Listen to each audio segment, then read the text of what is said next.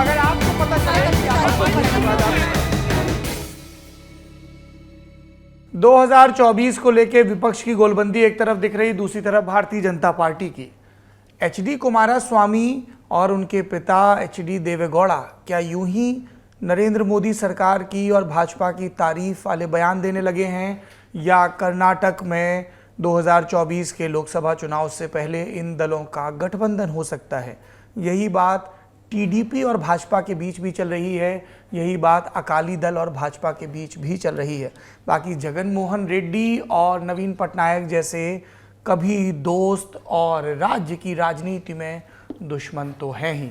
NDA की तैयारियों के बारे में क्या जानकारी है सर आपको, और कैसा दिख रहा है उनका मंजर? क्योंकि मुकाबला बहुत आसान नहीं है अब किसी के लिए भी, खेल खुला है। बिल्कुल सौरभ जी, खेल खुला है। और देखिए 543 लोकसभा सीट से 130 दक्षिण भारत से आता है जी। और आज के तारीख में कांग्रेस के पास 28 सीटें हैं, बाकी सब रीजनल पार्टी या बाकी दलों के पास है। कर्नाटक चुनाव के बाद कम से कम जनता दल सेकुलर के जो नेता है एचडी देवेगौड़ा जी और कुमारस्वामी जी, उनका बड़ा शौक लग गया क्योंकि उनको केवल 19 असेंबली सीट मिली। उसका बड़ा कारण है जो माइनॉरिटी वोट है, मुस्लिम वोट पूरा कांग्रेस को चला गया, इनको ज्यादा कुछ मिला नहीं। अब इनकी सोच यही है कि अगर असेंबली में हमें केवल 19 मिला है तो हमारी हालत क्या होगी लोकसभा में, क्योंकि ज्यादातर फाइट डायरेक्ट होगा बीजेपी और कांग्रेस, तो हम क्या करें। इसीलिए आप देख रहे हैं कि कुछ ऐसे अभी तय नहीं हुआ है कि वो क्या करेंगे। और बीजेपी भी उस स्थिति में क्या है कि वो थोड़ा कॉम्प्रोमाइज करे जेडीएस से, वो भी मुझे डाउट है। क्योंकि आप 2019 के रिजल्ट ले ले तो कर्नाटका में तो आपने देखा होगा कि 28 लोकसभा सीट से 25 बीजेपी को मिली थी, कांग्रेस को 1 और जेडीएस को 1। तो अभी कहना बड़ा मुश्किल है कि क्या जेडीएस इनके पास आएंगी। अब आंध्र प्रदेश के ले लीजिए, आंध्र प्रदेश में चीज उल्टी है। अब बीजेपी के पास चॉइसेस अनेक है और उनके पास पार्टनर बहुत तो है कि क्योंकि वैसे ही जगन मोहन रेड्डी कांग्रेस से इनकी कोई प्रॉब्लम नहीं है, वाईएसआरसीपी कांग्रेस से रिश्ता ठीक है, कोई प्रॉब्लम नहीं है। और यहां पे कई बार बोल चुके अपने टीडीपी के नेता चंद्रबाबू नायडू कि मैंने बड़ी गलती की एनडीए छोड़ के वहां जाने के लिए, बहुत बार कोशिश की पीएम के साथ अपॉइंटमेंट, फाइनली उनको अमित शाह से मिला। और जिस दिन अमित शाह से मिला और ये बात चल गई, क्योंकि वैसे ही बीजेपी का रिश्ता अभी पवन कल्याण की पार्टी के साथ है, तो वो तो फॉर्म अप हो जाएगा। और बीजेपी की तो अंतिम मतलब क्या है, जो सीक्रेट डिजायर यही है कि किसी दिन हम विकल्प रूप में आंध्रा में आ जाए।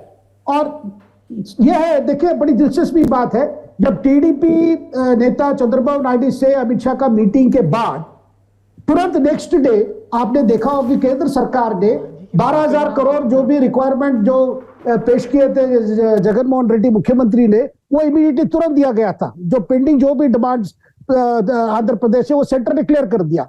एक तरफ आप देख रहे हैं कि अमित शाह जी का बातचीत चंद्रबाबू के साथ, और दूसरी तरफ केंद्र सरकार की तरफ से कोई प्रॉब्लम नहीं, जो भी जगन मोहन रेड्डी चाह रहे हैं वो हो रहा है। तो वहां पे द चॉइस ऑफ प्लेंटी, किसके साथ जाए क्या करें।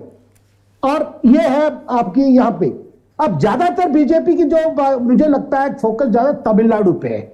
उसका कारण ऐसा है, जैसे हमने कहा कि 130 सीट है, कि बीजेपी ने भी पहले भी एक जो लिस्ट बनाई थी कि 2019 में जो 300 कुछ मिला उनको, और बाकी जगह जहां इनको नहीं मिला या सेकंड आया या थर्ड आए, वैसे 160 सीट है पूरा देश भर में 160 के आसपास सीट है। तो उनको लग रहा है कि भाई ऐसे स्टेट जैसे तमिलनाडु है, तमिलनाडु में हम हमेशा ये सोच के रहे कि क्या हम क्या वहां द्रविड़न पॉलिटिक्स चलता है और द्रविड़न मॉडल का चलता है, तो हम क्या करें। और ये जो पिछले आपने देखा है 6 महीने से काशी तमिल संगमम और दूसरा सौराष्ट्र तमिल संगमम और सेंगोल पार्लियामेंट, नए पार्लियामेंट हाउस के अंदर आना, प्रधानमंत्री की बार बार तमिल भाषा को तारीफ करना, तमिल लोगों को तारीफ करना, और जाके फिजी जब विजिट में गए थे वहां भी जाके इनको तिरुकुरल की ज्यादा याद और उनकी प्रशंसा करना। कहीं ना कहीं ये बात पिछले जनवरी से चल रही है, क्या prime minister actual Kashi Tamil Sangamam कर देंगे, क्या वाराणसी से भी लड़ेंगे या रामनाथपुरम या कन्याकुमारी से लड़ेंगे क्या। ये बहुत चल गया है कि प्रधानमंत्री हो सकता है तमिलनाडु से लड़े, कन्याकुमारी से भी लड़ सकते हैं। और ऐसी मतलब इस समय ये बात हो रही है जब राहुल जी की भी बात हो रही है, क्योंकि इनका भारत जोड़ो यात्रा वही कन्याकुमारी से शुरू हुआ था, और कन्याकुमारी में ऐसा है वहां की जो डेमोग्राफी कांग्रेस के लिए भी काफी अच्छा है वहां पे, क्योंकि वहां माइनॉरिटी वोट्स भी है और एकदम केरल से जुड़ा हुआ कॉन्स्टिट्यूंसी भी है, तो जहां इनके लिए ऑर्गेनाइजेशन वाइज अच्छी कॉन्स्टिट्यूंसी है। क्या इस बार राहुल गांधी वायनाड से वहां शिफ्ट करेंगे? अब आइए केरल की बात। केरला में आप देखिए पिछले 2019 में वामपंथी को केवल एक ही सीट मिला था, यानी सीपीएम को एक सीट मिला था, केरला कांग्रेस को एक सीट मिला था, आईयूएमएल को 2 मिला था, कांग्रेस को 15 मिला था। मतलब 20 लोकसभा सीट से कांग्रेस को 15 मिला था। सीताराम येचुरी पटना जा सकते हैं, वो अपोजिशन यूनिटी में बात कर सकते हैं, वो दूत होके कई पार्टी के पास जा सकते हैं, लेकिन अपने सीपीएम रूल्ड केरला में कोई समझौता की बात नहीं होगी कांग्रेस के साथ, क्योंकि वहां जम से लड़ेंगे पिनराई विजयन, क्योंकि जितना सीट लेना है वहां केरल से लेना चाहेंगे। मैं सुन रहा हूं कि पिनराई विजयन चाहते हैं कि भाई 20 से 20 वामपंथी फ्रंट को मिलना चाहिए, क्योंकि और कोई राज्य नहीं दिखाई दे रहा जहां सीपीएम या लेफ्ट फ्रंट के लिए अच्छी मतलब फसल होगी, क्योंकि बंगाल की तो हालत वैसी नहीं है। हम देख रहे हैं कि अब तो ओपन अलायंस हो गया है, बंगाल में कांग्रेस और लेफ्ट का ओपन अलायंस है। अब जो एक उपचुनाव हुआ था बंगाल में सागरडीगा में, कांग्रेस जीत गई थी।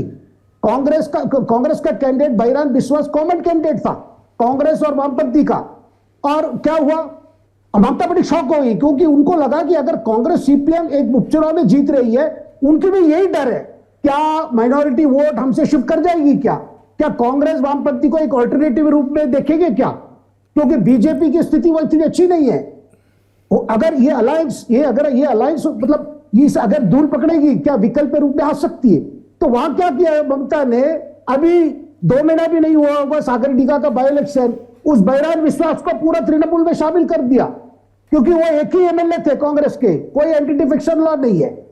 तो ये परिस्थितियां भी बन रही है, तो कई पॉसिबिलिटीज है। और तमिलनाडु को लेकर तो बस कांग्रेस डीएमके के दया पे है। पिछले बार 10 सीट दिए थे, वो 8 जीते थे, हो सकता है वही 8 मिल जाए, क्योंकि मेजर चंक वो डीएमके का रहेगा, क्योंकि डीएमके का 25 लोकसभा सीट है, जो भी तमिलनाडु में वही है। और केवल बीजेपी की दूसरी बात हमें बताना चाह रहा हूं, बीजेपी का जो गठबंधन की बात जो है एडीएमके से, वो मतलब कभी ना कभी हाँ ऐसी चल रहा है, क्योंकि एक तरफ इच्छा है बीजेपी को भाई हमें ज्यादा सीट मिलनी चाहिए। अभी अमित शाह गए थे चेन्नई में जाके, चेन्नई से निकट एक जगह पे पार्टी कार्यकर्ता से बात किए, वहां पे इन्होंने 2 बातें कही। एक बात उन्होंने कहा भाई हमारी कम से कम 25 सीट जीतने की हमें लक्ष्य रखना चाहिए। दूसरा, कार्यकर्ताओं को सोचना चाहिए क्या तमिलनाडु के लोग या तमिलनाडु से कोई जीत के प्रधानमंत्री क्यों ना बने, अभी तक क्यों नहीं बने हैं। बड़े बड़े नेता थे, जैसे कामराज थे, जैसे जीके बुपरार थे, वो क्यों नहीं बन पाए, किसने रोका था उनको। इस तरह बीजेपी का इंटरेस्ट, जहां हमें लगता है कि एकदम जीरो गेम है तमिलनाडु को लेकर, फिर भी बीजेपी की कोशिश वहां लगा चल रहा है। और आज मैं सुन रहा हूं, क्योंकि अण्णामलई का एक इंटरव्यू को लेकर उन्होंने एक अंग्रेजी अखबार में जो इंटरव्यू में कह दिया कि दोनों द्राविड़न पार्टी उतना ही भ्रष्ट है, हमने जयललिता का शासन देख लिया, अभी डीएमके शासन देख रहे हैं, इसीलिए विकल्प अगर होना है तो वो बीजेपी हो सकती है, जिसको लेकर बवाल मच गया। और एडीएमके ने काफी वार्निंग दे दी, एक रेजोल्यूशन भी पास कर दी, भाई जब तक अण्णामलई को नहीं हटाएंगे कोई अलायंस भी नहीं हो सकता। अब मैं सुन रहा हूं जेपी नड्डा जी, जो बीजेपी के जो भी इंचार्ज है, मतलब प्रभारी जो है आपके सीटी रवि, जो कर्नाटक के लीडर है, वो जाएंगे, बात करेंगे अभी 23 तारीख को, जब पटना में मीटिंग होगी तो वहां बीजेपी के एक रिप्रेजेंटेटिव जाके एडीएम को थोड़ा शांत कराएंगे। Saurabh ji, thank you.